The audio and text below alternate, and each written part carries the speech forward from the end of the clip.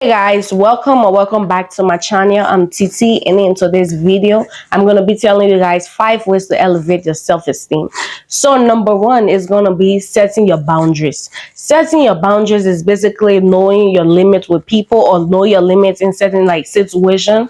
It's just like your no is your yes. Your no is your no, your yes is your yes. You're very firm on what you believe. You like, okay, this is this, and we're not going like above it. This is, it's just like you very like clear with your stuff. You know how to operate and things like that. You're not going overboard. You're not letting people to manipulate you or like force you into certain situations. You just know, like, if I say I'm doing this, I'm doing it, and that's just it, period.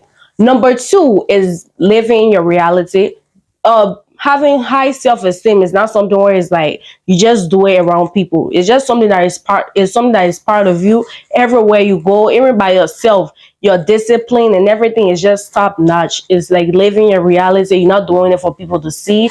You're not doing it for people to like maybe admire you or like give you compliments on it. It's just you, just being you, and that's it.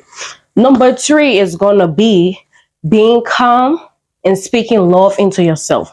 So I read this stuff on Google because I do my research, and then they were like, as I asked, what cause lack of self esteem? What cause a person not to have like high self esteem? They were like, one of it is maybe having harsh harsh background, harsh childhood, maybe with like teachers and stuff like that. So if you ever face that situation where it's like maybe your parents or like your guardian or whatsoever, how you grew up, people are harsh on you, and then now you're trying to build your confidence and everything up. It's like now you yourself, you got to be the one who is like, okay, I'm not going to be rough with myself. I'm going to be calm. I'm going to speak love into myself, appreciate myself, make sure I tell myself things that I probably would have expected people around me to tell me. So now it's like you just like pouring into yourself and just being that type of like, you just filling in that void that you lost when you was a child or maybe growing up and things like that. Number three, Number three will be talk to people. There's always somebody for you. There's always somebody that you can confide in. There's always somebody who will speak life into you.